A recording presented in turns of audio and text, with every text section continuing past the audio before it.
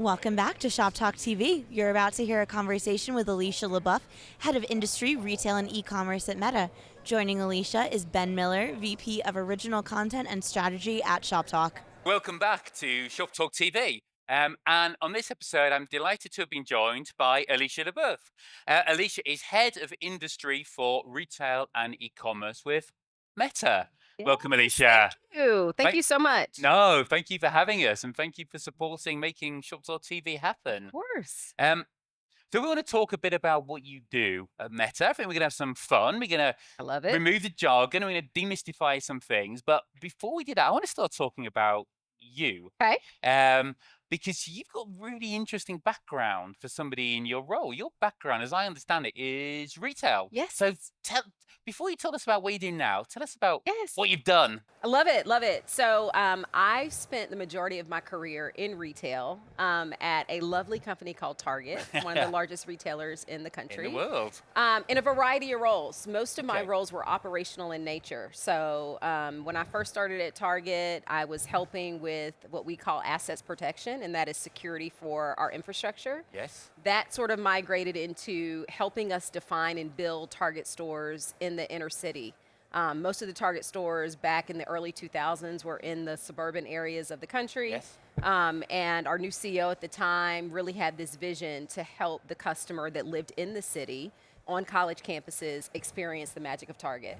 So I helped lead the operational aspect of that, building Target stores and basically shrinking the box and making what we used to call Target Express a small Target Right. store in the city. So I did that for a while. Yeah.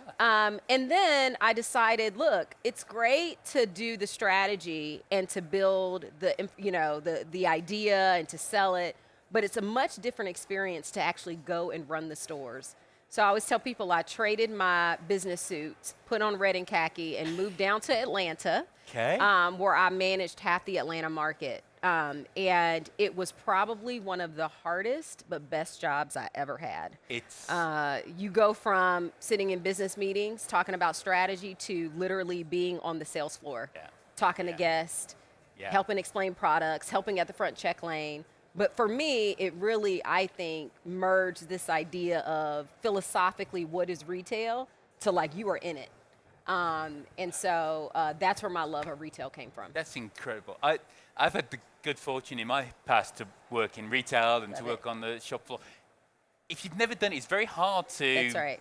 describe the responsibility, the autonomy, the variety, the pace that comes from operationally running stores. That's all right. That's all right. And I always tell people, like, when I got there, we were at the time doing what we call flexible fulfillment. So fulfilling goods from a Target store. So the Right. idea that the shirt that you purchase online is not coming from a distribution center, it's coming from a store. Yes.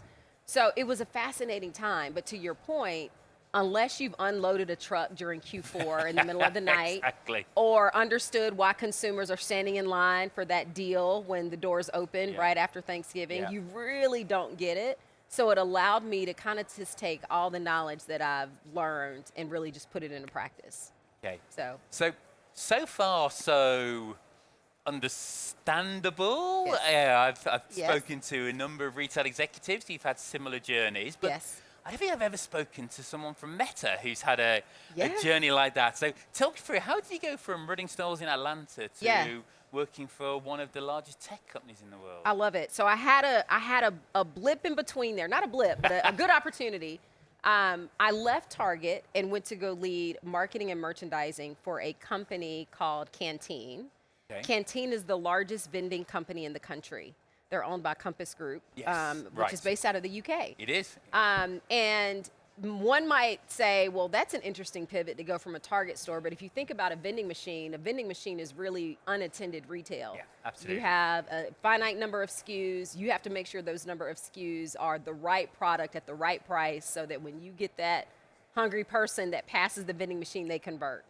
And so I did that for about 3 years and did everything from vending machines at large Disney parks to, Right. an Amazon fulfillment center. Okay. So really got to know the CPG side. What is Right. it like to work with Coke and Pepsi and Mars and some of our largest CPGs? And then one day I got an interesting call from Meta. And if I have to be honest, Ben, at first I thought it was a joke. And I was like, Meta doesn't call people. I was like, there must be something wrong with my Facebook account. And I remember having a conversation with the recruiter, and it was something that, that he said. He said, listen, we are looking for retail expertise. Okay. And this was pre-pandemic, by the way. Okay. So that conversation kind of happened. The pandemic then happened, and we saw this huge acceleration of people shopping online. Yep. Yep. And so during the conversation that I was getting recruited, I thought to myself, well, this is interesting because we've been waiting for this moment for years. Yep. We've kind of seen e-commerce sales go slow. Then all of a sudden, now you can't go in the store. Everybody's shopping online. Absolutely. And I thought, what a great opportunity for a company like Meta to really think Interesting. about how people convert, because they can't go in the store. Yeah. They're shopping online.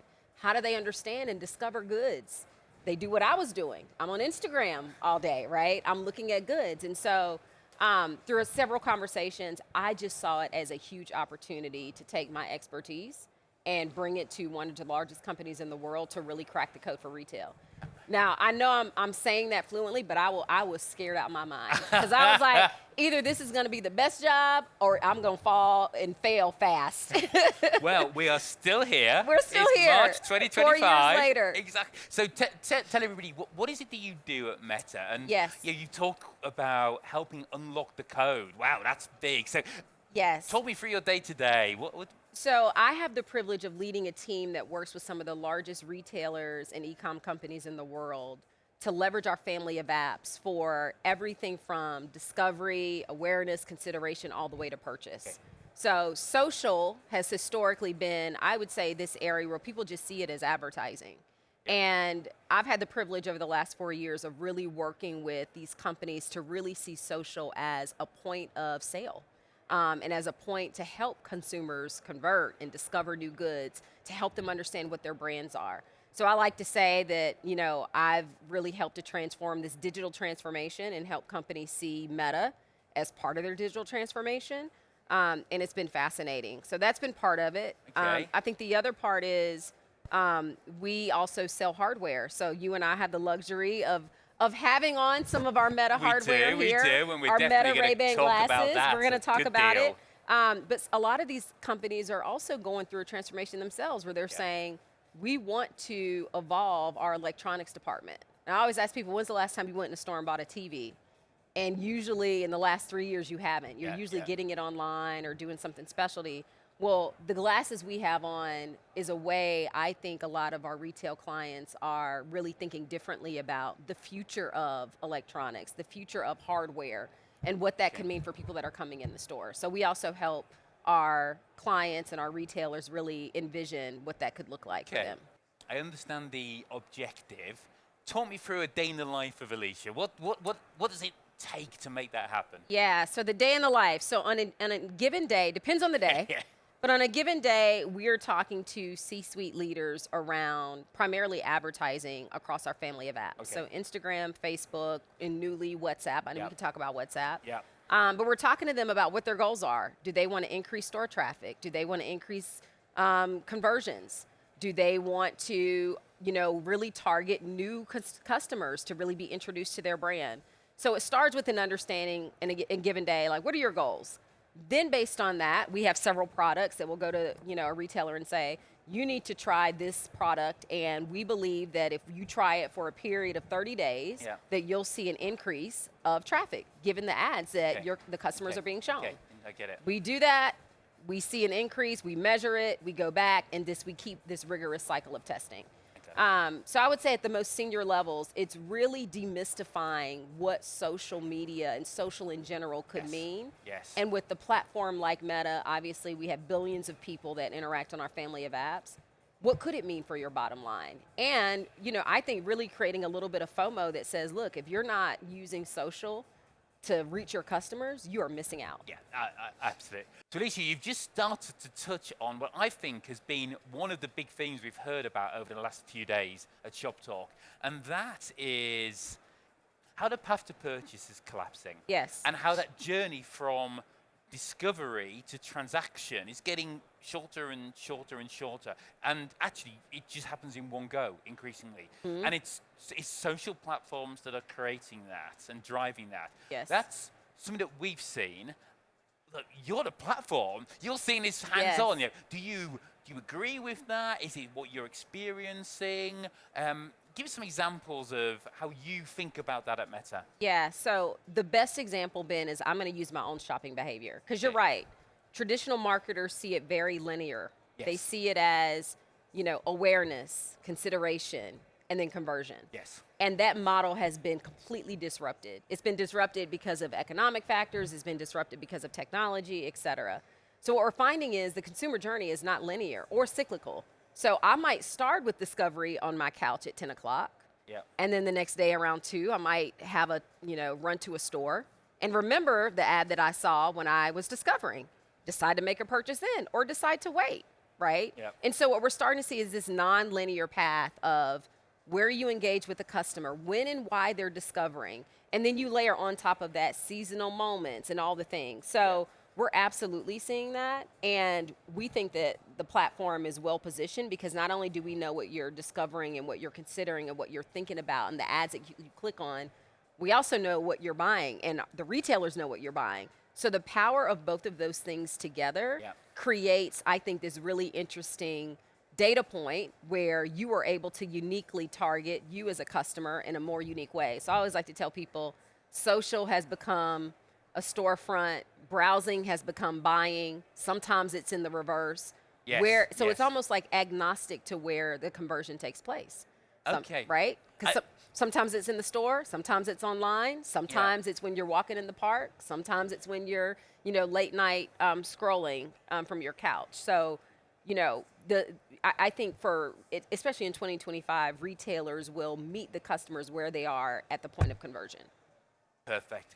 And is that agnostic at point of purchase? Is that sort of your thinking? So for Meta, it's about enabling the discovery, enabling the inspiration, Yes. but not fulfilling the purchase. Well, it's both, right? Okay. So I think it's enabling the discovery for sure, right? So, like if you look at my feed, you're going to see a lot of shoes because I love to shop for shoes. You're going to see a lot of food items. Yours might be totally different. And that's discovery. But it's also purchase because we also have a new product that was just, launched recently called Shop Ads. And so it's this idea that I can see the ad, see these fancy shoes that I've been looking at, click buy, and it goes into my cart and then it gets shipped to my home, right? So it almost streamlines the process a bit. Okay. So it is a little bit of both. And I know historically we've talked about omni-channel. We'll talk about omni-channel in a second. But it really is about not missing the moment when the customer's ready to convert. Because the delay in that is where you kind of get people to say, well, maybe I don't need those shoes. When really you do want the shoes. So we want to make it easy for you to purchase them. Fantastic. So help me kind of decode that a little bit and everybody understands. So let's say I'm a brand owner. Yes. And my shoes are Yes. on there. That click to buy, is it to my e-commerce site? Is it to a preferred retailer? Yes. How do we make that It is to your site, purchase happen? and it's a personalized experience. So Okay. let's say Ben Shoes. Yes. I am scrolling, I see an ad for Ben Shoes. I click on that ad. It asks me what size am I looking for. I say I want a size 8. It asks me what color. I said I want red. And then it goes into my checkout cart. I click buy. And it, in some cases, if it already knows me, it can pre-populate my address, and ask me, I want a free shipping, 5 to 7 day, et cetera. So it is a seamless experience, and it is all based on the retailer e-commerce's website. I've got it. Got it. Yes. So we touched on omnichannel, sort of unified commerce it's something that we love to talk about because it's exactly that idea of being able to fulfill a customer need whenever and wherever. So some of that happens in the digital space, but still 80% of retail happens in physical stores. Yes. So how does Meta think about being involved in that physical space and kind of what we talked about glasses? That's right. What role do we think the hardware is going to play to make these things happen? Yeah, I love that. And Ben, if you don't mind, I'd love to just double click on the omni-channel piece just really Please, quick please. because I think sometimes we miss the importance of stores. And the reality is that as a consumer, I want to convert when I want to convert. Yeah. And for so long, so many of when people think about a tech company, like when they think about Facebook and Instagram, they only think about conversion online. Yes. And the ability for me to show you an ad and prove that that ad drove a purchase in store has sort of been the holy grail, Yeah, right? absolutely. But we actually just launched our omni-channel optimization beta, which Okay. means that now I know that you saw an ad and it drove an in-store purchase, and it basically optimizes to where you're most likely to make the purchase. Okay. So, So I'm gonna break that down a little bit. yeah, good. I want to know how, because that is the holy grail. How can Yes. you link the in-store purchase with the Yes, and viewing an ad? and it's kind of the same. Like you're scrolling, the ad knows that you're clicking on the ad. It knows that I looked at Ben's shoes, right? Then I can go in the store and let's say, oh, those are those red shoes that I saw on Ben's website. Let me make a purchase. That point of sale data then comes back to us, and we know because Got you it. saw an ad, it attributed to a Got it, purchase, got it, right? got it. But what's powerful about that is, again, it's another layer of, taking advantage, especially these large retailers that have over 80% of their transactions happening in the store. Yep. It allows us to say, not only do we believe that we are driving traffic to your website, we now know that we're also basically influencing that purchase behavior in the store. And so we have a few clients that have tested what we're Yes. calling this omni-channel Okay. optimization. Five Below is an example. They've Right. seen 31% cost per purchase increase. They've seen 30% cost per purchase lower than BAU. Yes. They've also seen better ROAS just by testing this omni-channel beta that we now have live and available for retailers. So that's just one example. But on average, we're seeing about a 15% lower CPA and a 12% higher ROAS. That in itself should get everybody excited that has stores, right? Because the value is to be able to say, yeah, we want to optimize sales online. We also want to optimize sales in store, and this allows you to do that. It's interesting. So how does the hardware play into that? We're both wearing these great Yes. Ray-Bans. Yes. What's their role in unlocking commerce? Yeah. So I would say I am so excited about these glasses. And the reason why is because I think the use cases are endless, Okay. right? And so when you think about why, when I think about Meta at an aggregate level, Yes. it is a company that is based on human connection. Mark has been very bullish in talking about this publicly. We connect people through our apps, and even this allows you to connect people. We've had a few, prototypes in market. One is called Orion, Yes. where it will eventually start to interpret language and help people assess, in an augmented reality world, just see their world differently. For retail, Yes. this allows you to engage differently. So if I have on these glasses, eventually I'll be able to pick up a product and the product will tell me, what is it made of? If it's a food product, is it gluten-free? Because I'm gluten-free.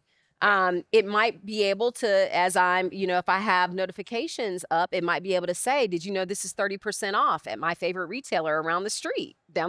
Yeah. Yeah. And so those are just some examples that I think when you sort of marry the hardware Yeah. with the actual shopping experience, then it could be a game changer. And we're on the obviously early days here, Yeah. but it allows for that functionality. So kind of paint me a picture of where we are on that journey. So if that's Yes. the goal, Yes. where are we, and what are the sort of the Yes. building blocks that we need to get to that? So we're at the beginning, right? So Okay. now you obviously through these glasses, you can record, play music, take pictures.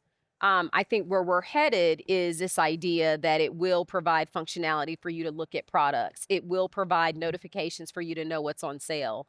It will get to know your, preferences to say, I know Alicia is gluten-free and she only can have these things. There's a recipe that might be in the background as I'm in the grocery store shopping, and it'll tell me what to get. So think about almost like how you use your phone for some of these use cases, and think about you not having to do that while you're shopping, touching product, and interacting. That's where this is headed. And so we're at the very beginning phases of that. Okay. And so I think it's going to be exciting because historically people have seen wearables as a very gamification tool. Yes. And where we're headed is an idea where the wearables can be a functional tool for shopping. And that I think is going to be a game changer for a lot of retailers. Okay. So, Alicia, I'd just like to change tack now. Yesterday on a packed keynote stage, we enjoyed a great presentation from Meta's VP of Business AI, so Clara Shi, talked about how Meta is using AI to develop Meta's business and your partner's business. So look, I'd love to pick over some of those bits a little bit, if that's okay. Sure, I love that. Look, I guess obvious question, but why is Meta so bullish? And it was very bullish. Yes. Why is Meta so bullish on AI? Yeah. So my first response to that, Ben, would be we are a tech company at heart, right? Yeah. And we've always been a tech company, and AI is not new to us. I think, as most people think, that AI is probably the most transformative technology of our time. It's changing rapidly, and so that's fundamentally why we care about it.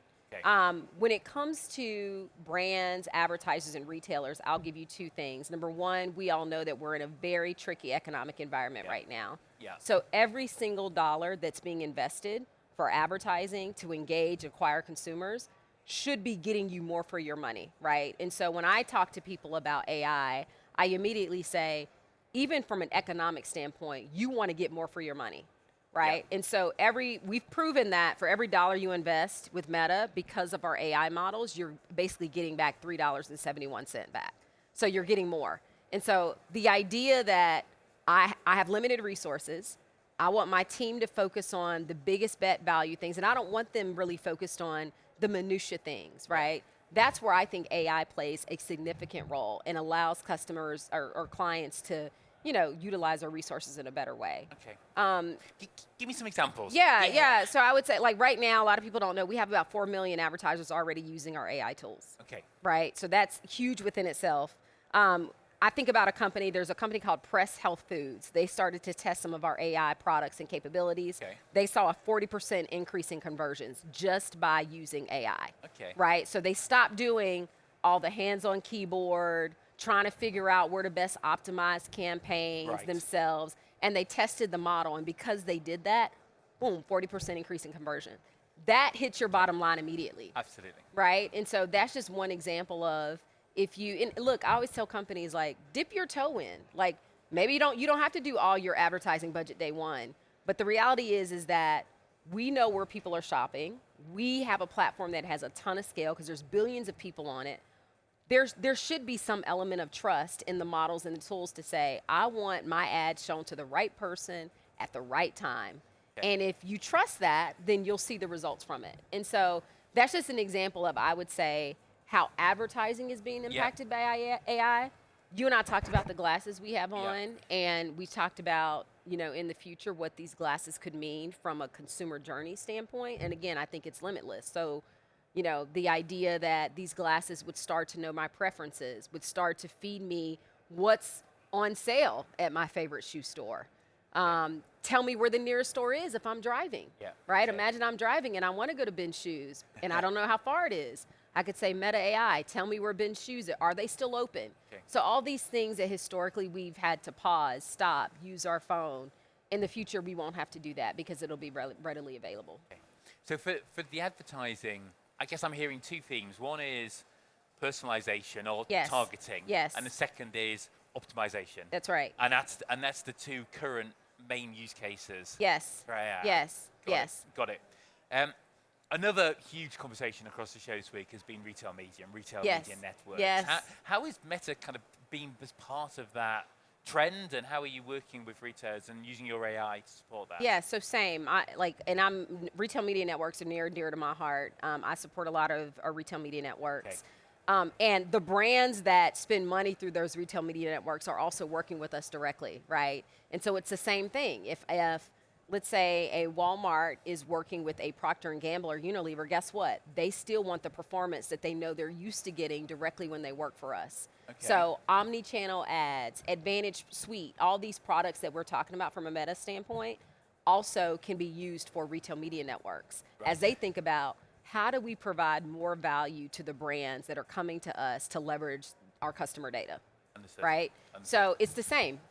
It's the same on the enterprise side as it is for the retail media network side. And I think the more performant these products get over time, the more that brands will start to demand and say, look, I know your team is great, but we trust the models, and we want to see the same 40% conversion that Press Health Foods saw through your retail media network. I got it.